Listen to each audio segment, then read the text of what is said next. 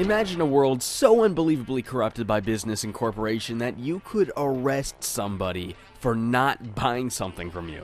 That is the world of Suits, a business RPG. I've been recommended this one quite a bit. It's an RPG Maker game up on Steam for only $1, and at that price, I couldn't ignore it. I had to at least check it out. It was developed by Technomancy Studios, a small indie dev team in the United States. Well, maybe indie dev team is being a little too generous. As far as I'm concerned, it was made by a dude and his friends. The only other game they've put up on Steam was a free-to-play arena FPS game that met with some pretty lukewarm user reviews. It is kind of weird seeing somebody from going to working in Unreal 4 all the way down to RPG Maker of all things, but as you guys know, RPG Maker is my field of expertise, so I say it's high time we suit up and get down to business. That was so lame. I really dig the title screen. The first thing you see and it's already giving you that radically capitalistic vibe. I always appreciate it when they make the three options fit the theme of the game. We're starting a new game, so it's time to hit apply now. It's also nice to actually see instructions on how to change the window sizes. Every RPG Maker game has that feature, but they never seem to tell you about it.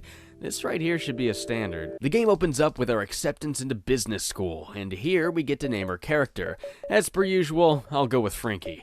You awoke in this bed, but you don't remember falling asleep in it. That's fine. That's okay. We're gonna be a businessman. The past is past. Whatever happened, happened. Here's to the future. We're gonna make some money. You'll complete your basic business training, which essentially consists of teaching you how to play an RPG Maker game. It's pretty self-explanatory. After defeating the boss's stapler, you're all set to graduate. Class of... Huh? Oh, they have to incinerate all the other students. Because... Oh, it's just business. Alright. With our brand new job as a businessman, we're now free to explore the city. I'd compare it to Lisa in game structure, where you're in a central area connected to other areas. By exploring, you'll find a series of keys, trigger certain events, find people to battle, and advance the plot. Events are, for the most part, free to be done in any order, as long as you fulfill the main objective, allowing you to advance to the next area. The core gameplay isn't anything special. I mean, it's an RPG Maker game. What can you really say? It uses the same TP system that Lisa had for some characters. There's not many partners in this game, though. The one you get early on is Jerome, the guy with an afro who's the last actually happy guy on the planet. I like how the game makes fun of the illusion of choice when he joins you. Do you remember when someone would join you in Paper Mario and you had a choice on whether or not they came along? Picking no would only loop the dialogue over and over until you selected yes. That always kinda pissed me off. If I don't actually have a choice, don't make it look like I have a choice. I feel that's the kind of thing that Suits is trying to make fun of here. Jerome uses a more traditional MP kind of system called Fuel in this game, though the game still calls it MP when actually selecting an attack. I think that's a mistake. But of course, with RPG Maker's less than special gameplay, it's on the game's shoulders to make up for it in the artwork and the dialogue. The attacks are pretty funny. Jerome has an attack that has a 1% chance of killing everybody on the screen just by talking to him. My man!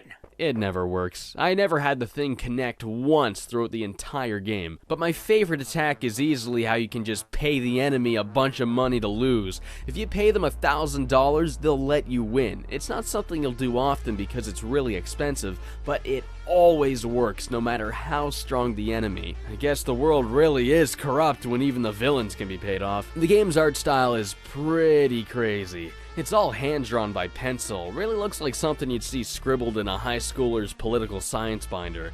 Expect all sorts of surreal characters and situations. The art style kinda really seems inspired by Off by Mortis Ghost. Not just the lack of color, but the facelessness of the characters and the sketched out art style. There's even a part of the game where you fight a ghost named Mortis and he looks just like the Bad Batter. Okay, it's gotta be- oh, you even fight the Batter himself too. Okay, the Off references are pretty blatant, but it was satisfying to have my suspicions so strongly confirmed like that. You'll be pitted against everything from corrupt police officers to loan sharks, and I literally mean loan sharks, to dinosaurs. You even...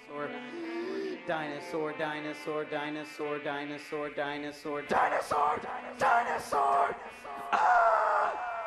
This is part of the game. Oh God! Oh, they're eating people. Who thought this was a good idea? The plot takes a massive turn in the second chapter when you prosecute an innocent old woman for not buying from your company. The judge sentences her to working in the factory fields for life just because money buys everything, even the justice system. And man, the factories are not somewhere you want to have to work in this world. That kind of relentless, backbreaking work turns these people into literal mush. And for what? To produce endless amounts of sandwiches. Because that's all you need in the business world, sandwiches. The whole damn world lives off of them. If you want to recover some health, you best be eating a sandwich. You know, I couldn't possibly think of a more fitting health item for a game like this, other than maybe coffee. Oh, they got that too. Right on. When attempting to leave the court of law, you're stopped by security claiming you've got a hold of illegal corporate contraband. From now on, you're on the run from the authorities, and it's up to you to fight your way through the 5 districts all the way to the CEO who runs the show. Each district serves as one of the before-mentioned central areas you'll get to explore. You'll start in the office district, followed by law, financial, food, and finally media. That's the big one, media. Brainwashing everybody with their broadcasts, only showing people things that'll control them. Things like, ass, is it safe to eat? I don't know, dude, I gotta know. Is it safe to eat? I have to know. Is ass safe to eat? Yeah, it looks alright. That looks safe to me. This game is really funny. It's full of completely absurd things like this. I mean, there's a part of the game where someone gets you to walk into somebody's house, take a dump on the floor, and leave. I'm not making this up. A good amount of the humor comes from the enemy designs. I get a really good kick out of the judge who has "the law" written on his judge's gavels. The game also gets really weird, and I don't mean that in a bad way. I mean, you know me. If I'm playing an RPG Maker game, it's gotta get weird at some point.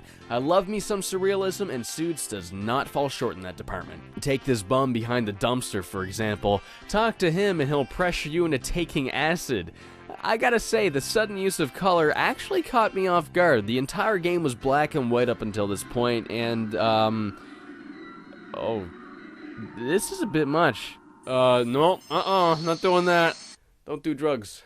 You just might end up dead. But aside from being completely absurd and bizarre, there's a lot of genuinely interesting bits of subtle narrative here. You'll uncover a lot of notes describing people's experiences during certain periods of time, but the dates are only referred to as cycles. You're never told how long a cycle is, and you have no way of knowing how much time has occurred between the 300th cycle and the 400th cycle. Is a cycle a day, a week, a year? You have no way of knowing. But perhaps even stranger, the game has no women in it, only men. But every plant you find is labeled with a woman's name. There's also talk about things like plant rights, which comes off as a joke at first, but the more I think about it, maybe there's some connection. Is there something about these plants that correlates with the women of this world? Maybe I'm thinking too hard about it, I don't know. It's just something I noticed during my playthroughs of this game. The later chapters in the game have a lot of blatant parodies. You'll find yourself killing Sheldon from the Big Bang, the huge boom hypothesis.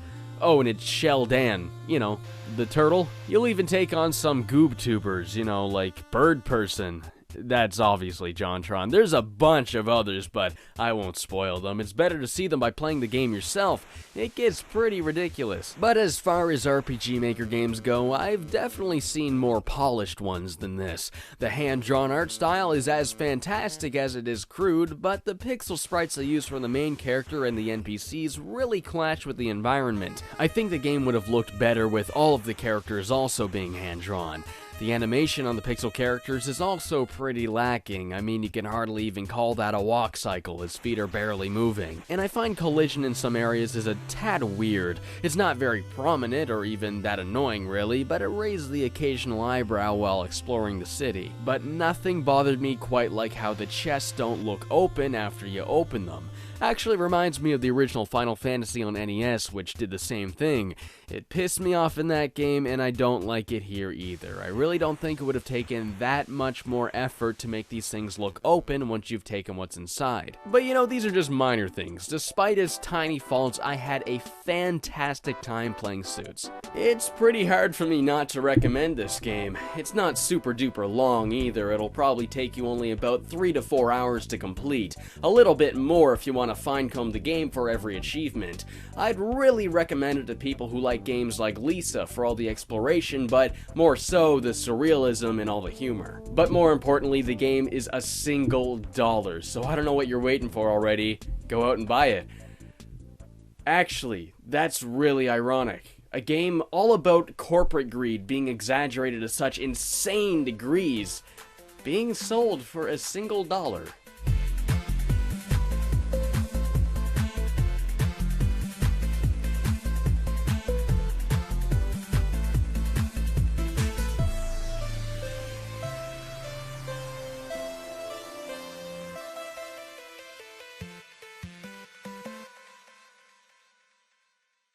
Really weird to see a company go from working in Unreal 4 to RPG Maker of all things, but as you know, that's not how to tie a tie.